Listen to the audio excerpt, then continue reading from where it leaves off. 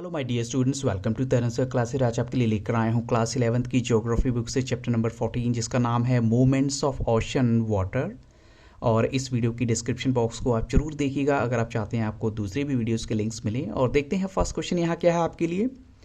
The ocean water is, तो option आपके सामने है डायनेमिक, स्टैटिक या फिर स्टेगनेंट या फिर नन ऑफ दीज। तो यहाँ पर हम कह सकते हैं जो ओशन वाटर है वो हमेशा क्या रहता है, डायनेमिक रहता है। ऑप्शन ए यहाँ पर राइट आंसर है, क्योंकि पानी कभी भी जो है स्टेगनेंट नहीं होता, हमेशा उसमें मूवमेंट रहती है, हलचल रहती है, इसलिए उसको डायनेमिक कहा गया है। अब चलते हैं क्वेश्चन नंबर 2 के लिए। What influences the movement of the ocean water, ऐसी क्या चीज़ है जो ओशन वाटर के मूवमेंट को इन्फ्लुएंस करती है। तो ऑप्शन आपके सामने है, it's physical characteristics like temperature, या फिर हम कहें जो एक्सटर्नल फोर्सेज हैं like the sun and the moon, या फिर रेन, या फिर बोथ ए एंड बी, दोनों यहाँ पर राइट होंगे।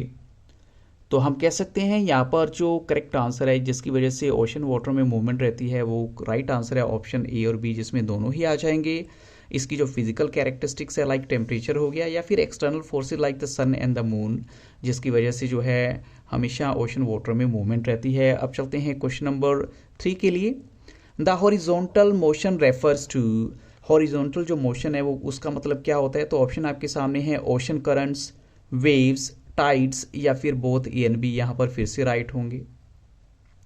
तो हम कह सकते हैं जो हॉरिजॉन्टल मोशन जिनकी बात की गई है उसका मतलब दोनों ही हैं, ओशन करंट्स भी और वेव्स भी। ऑप्शन ए और बी दोनों ही राइट हैं, तो करेक्ट आंसर है ऑप्शन डी यहाँ पर। अब चलते हैं क्वेश्चन 4 के लिए। Due to the attraction of the sun in the moon the ocean water is raised up and falls down, यानी पानी ऊपर भी जाता है और नीचे भी आता है डाउन। कितनी बार? Once a day, twice a day, thrice a day, या फिर नन ऑफ दीज। तो यहाँ पर हम कहेंगे ऑफ कोर्स अगर एक बार सन के टाइम में गया तो एक बार मून के टाइम में, तो टोटल आंसर क्या होगा? यस, ट्वाइस अ डे हो जाता है ऑलमोस्ट। अब चलते हैं क्वेश्चन नंबर 5 के लिए। What provides energy to the waves, energy कहाँ से मिलती है वेव्स को। तो ऑप्शन है tides, the sun, the moon, wind.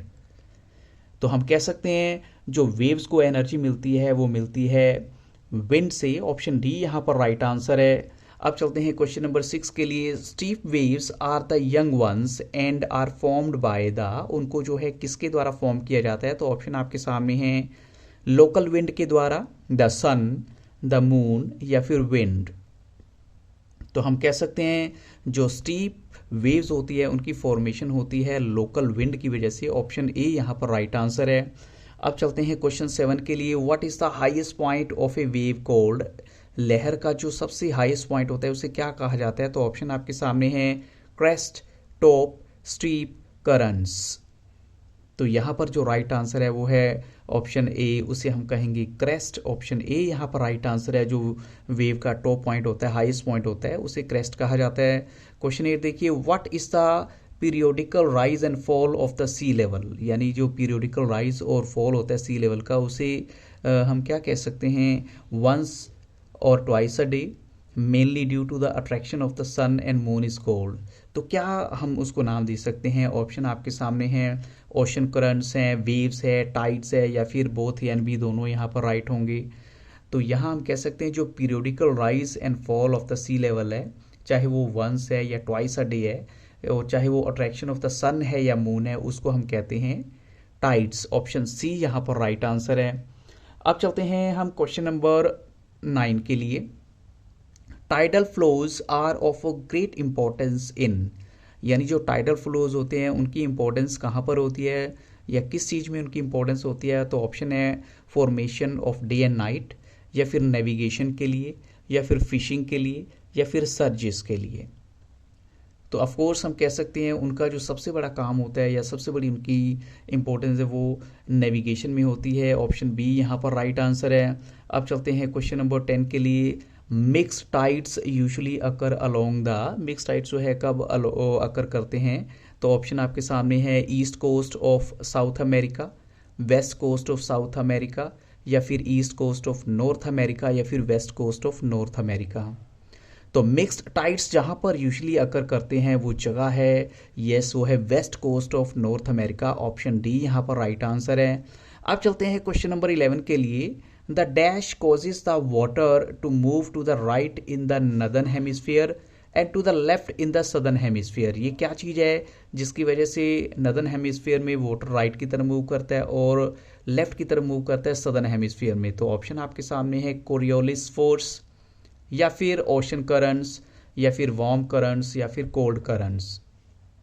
तो यहाँ पर जो राइट आंसर है वो है ऑप्शन ए, उसे हम कहेंगे कोरियोलिस फोर्स जो है वो होती है जो इस चीज़ को ऐसे मूव कराती है पानी को लेफ्ट या राइट की तरफ।